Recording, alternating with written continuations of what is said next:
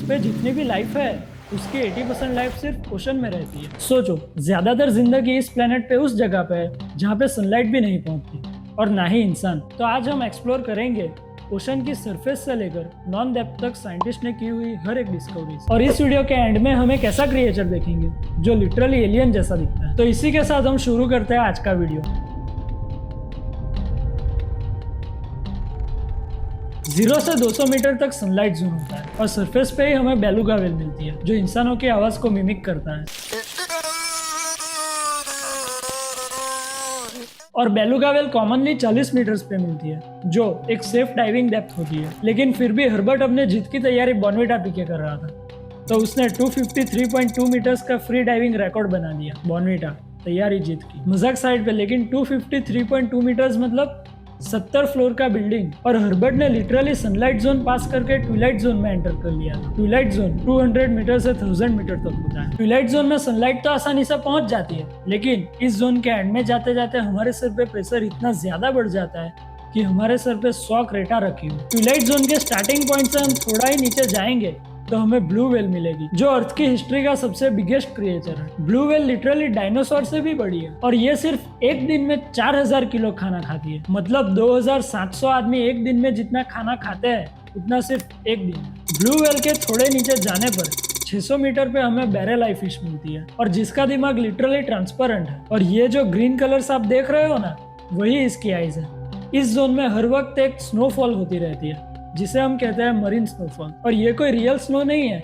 Surface पे जो fish रहती है वो जब मर जाती है तो वो धीरे धीरे ट्विलाइट जोन में एंटर करती है और ये धीरे धीरे नीचे जाके डीप सी क्रिएचर्स का खाना बन जाते हैं। मतलब ऊपर की लाइट खत्म होते ही नीचे डिनर स्टार्ट हो जाता है। अब जैसे जैसे हम नीचे जाते जाएंगे क्रिएचर्स और भी ज्यादा वियर्ड होते जाएंगे। जैसे ही हमारे फोन में अलग अलग फीचर्स होते हैं वैसे ही अलग अलग क्रिएचर्स के अलग अलग फीचर्स होते हैं। फॉर एग्जाम्पल एंगलर फिश, इसमें इनबिल्ट फ्लैशलाइट होती है। गल्पर ईल, इसकी बॉडी छोटी होती है लेकिन फिर भी सब कुछ निगल जाता है। जैसे हमारे फोन की बॉडी तो बहुत छोटी होती है लेकिन इसका स्टोरेज 1 TB तक जा सकता है। वैम्पायर स्क्विड, इसका नाम तो डेंजरस है लेकिन ये हमेशा एनर्जी सेविंग मोड में रहता है। 1000 मीटर से मिडनाइट जोन शुरू होता है। यहाँ पे प्रेशर आपके सिर पे 400 क्रेटा रख दो इतना होता है। और मेरे फ्यूचर की तरह ये भी डार्क है, यहाँ पे जरा भी सनलाइट नहीं पहुंचती। अपर मिडनाइट जोन में हमें जाइंट स्क्विड्स मिलते हैं जिनके राइवल्स है स्पर्म व्हेल। इन दोनों के बीच में हमेशा WWE होता रहता है।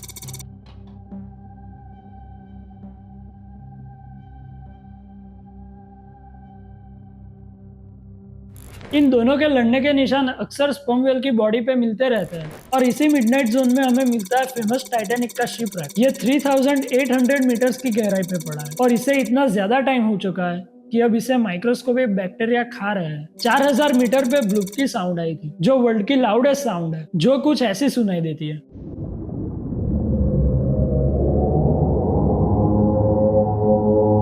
लिटरली 15 साल तक लोग ऐसा मानते रहे कि ओशन के अंदर बहुत बड़ा सी मॉन्स्टर छुपा हुआ है और फिर पता चला कि ये आवाज तो आइसबर्ग के टूटने की थी। 4000 से 6000 मीटर्स तक होता है अबिस जोन। नाम ही स्कैरी है।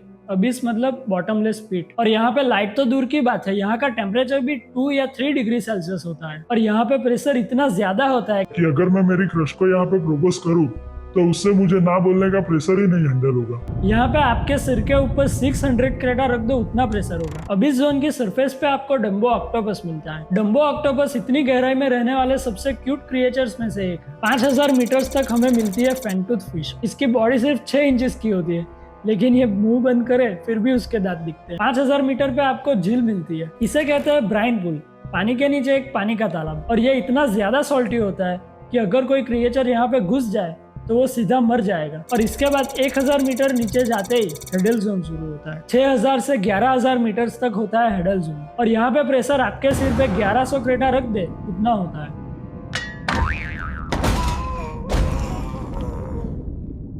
और इसी जोन में है मारियाना ट्रेंच, दुनिया का सबसे गहरा ओशन ट्रेंच। ये अर्थ के सबसे अनएक्सप्लोर्ड कॉर्नर में से एक है। 8000 मीटर्स पे आपको मिलेगी हेडल स्नेल फिश और प्रेशर के हिसाब से इसका शेप फ्लेक्सिबल है और ये डीपेस्ट लिविंग क्रिएचर्स में से एक है। 10,000 मीटर्स पे आपको मिलेंगे एम्फीपॉड्स, स्मॉल क्रस्टेशंस जिनके पास बहुत स्ट्रॉन्ग एक्सोस्केलेटन्स होते हैं। और फाइनली 13,000 मीटर्स पे हमें मिलेगा एल्ग्रांड महा, जिसका नाम आपने शायद ही सुना होगा। ये कोई रियल डॉक्यूमेंटेड स्पीसीज नहीं है, लेकिन कुछ डाइवर के क्लेम्स और कैमरा ग्लिचेस में इस क्रिएचर का शैडो दिखाई दिया था। दिखने में एक ईल जैसा, लेकिन जब वो अपना मुंह खोलता है तो वो बॉम्ब जैसे शॉकिंग वेव निकलता है, जिससे बाकी सारे क्रिएचर स्टन हो जाते हैं। तो आज तक तो पता नहीं ऐसा क्रिएचर एग्जिस्ट करता है या नहीं, लेकिन हमें तो पता ही है आज तक 95% ओशन अनएक्सप्लोर्ड है। तो पता नहीं ओशन में क्या क्या हो सकता है। तो दोस्तों ये था आज का वीडियो।